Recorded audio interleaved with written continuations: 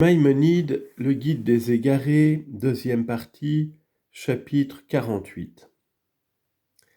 Il est très évident que toute chose née a nécessairement une cause prochaine qui la fait naître. Cette cause à son tour a une cause, jusqu'à ce qu'on arrive à la cause première de toute chose, c'est-à-dire à la libre volonté de Dieu. C'est pourquoi on nommait quelquefois dans les discours des prophètes toutes ces causes intermédiaires, et on attribue directement à Dieu tel acte individuel qui se produit en disant que c'est Dieu qui l'a fait. Tout cela est connu, nous en avons déjà parlé nous-mêmes, ainsi que d'autres d'entre les vrais philosophes, et c'est l'opinion de tous nos théologiens. Après cette observation préliminaire, écoute ce que je vais exposer dans ce chapitre et porte-y une attention toute particulière, en sus de l'attention que tu dois porter à tous les chapitres de ce traité. La chose que je veux t'exposer, la voici. Sache que toutes les causes prochaines, desquelles naît ce qui naît, n'importe que ces causes soient essentielles et naturelles, ou arbitraires ou accidentelles et dues au hasard. Par arbitraire, je veux dire que la cause de ce qui naît soit le libre arbitre d'un homme, et due même la cause naître que la volonté d'un animal quelconque. Toutes ces causes, dis-je, sont dans les livres des prophètes attribuées à Dieu. Et dans leur manière de s'exprimer, on dit simplement de tels faits que Dieu l'a fait, ou l'a ordonné, ou l'a dit.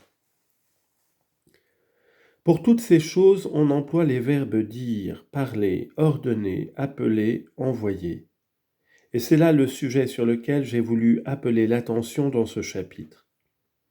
En effet, comme c'est Dieu, ainsi qu'il a été établi, qui a excité telle volonté dans tel animal irraisonnable, comme c'est lui qui a fait que l'animal raisonnable eut le libre arbitre, et comme c'est lui enfin qui a déterminé le cours des choses naturelles, car le hasard n'est qu'un excédent du naturel, comme il a été exposé, et le plus souvent il participe de la nature du libre arbitre et de la volonté. On doit, en raison de tout cela, dire de ce qui résulte de ces causes que Dieu a ordonné de faire telle chose ou qu'il a dit que telle chose soit. Je vais te citer de tout cela des exemples auxquels tu pourras comparer tout ce que je n'aurai pas mentionné expressément. En parlant des choses naturelles qui suivent toujours leur cours, comme par exemple de la neige qui fond quand l'air est chaud et de l'eau de la mer qui est agitée quand le vent souffle, on s'exprime ainsi, il envoie sa parole et les fait fondre. Psaume 147, verset 18. Il parle et fait lever un vent de tempête qui élève les vagues. Psaume 107, verset 25. De la pluie qui tombe, il est dit, et j'ordonnerai aux nuages de ne pas faire tomber de pluie. Isaïe 5, 6. En parlant de ce qui a pour cause le libre arbitre de l'homme, comme par exemple de la guerre qu'un peuple puissant fait à un autre peuple, ou d'un individu qui se met en mouvement pour faire du mal à un autre individu, et lors même qu'il n'aurait fait que l'injurier, on s'exprime ainsi, « J'ai commandé à ceux qui me sont consacrés, et j'ai appelé mes héros pour exécuter ma colère. » Isaïe 13, 3. Où il est question de la tyrannie de l'impie Nabuchodonosor et de ses armées, et ailleurs, je l'enverrai contre un peuple hypocrite. Isaïe 10, 6. Dans l'affaire de Siméi, fils de Guéra, on dit, car l'Éternel lui a dit, maudit David. 2 Samuel 16, 10. Au sujet du pieux Joseph, délivré du cachot, on dit, il envoya un roi qui le fit relâcher. Psaume 105, verset 20. Au sujet de la victoire des Perses et des Mèdes sur les Chaldéens, il est dit, et j'enverrai contre Babylone des barbares qui la disperseront. Jérémie 51, verset 2.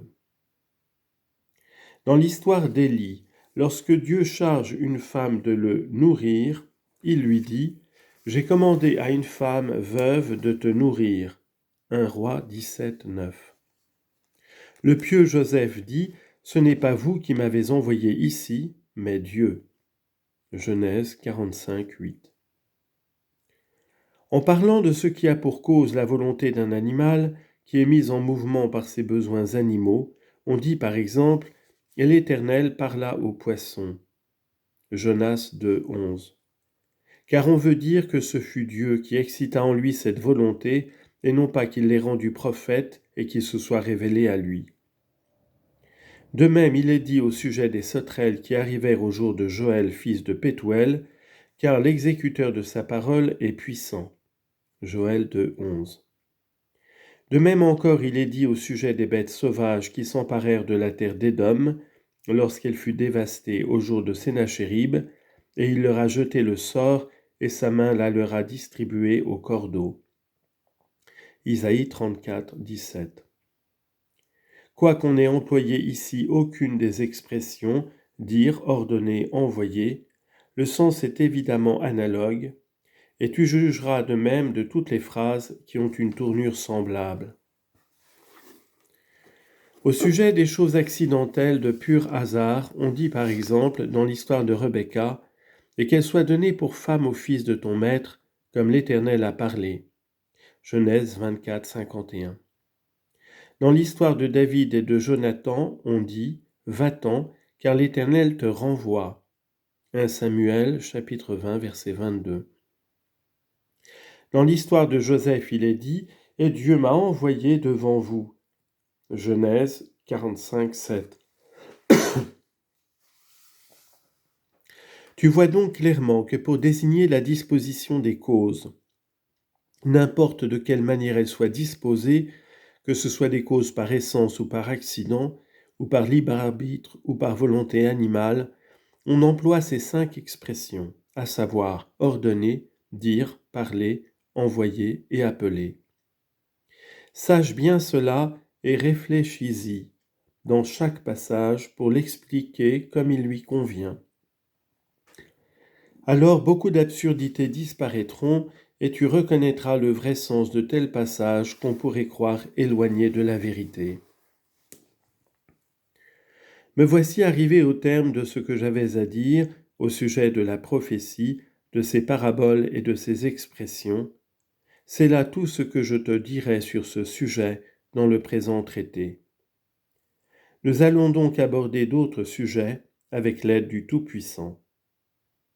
Fin de la 2e partie du livre des Égarés de Maïmonide.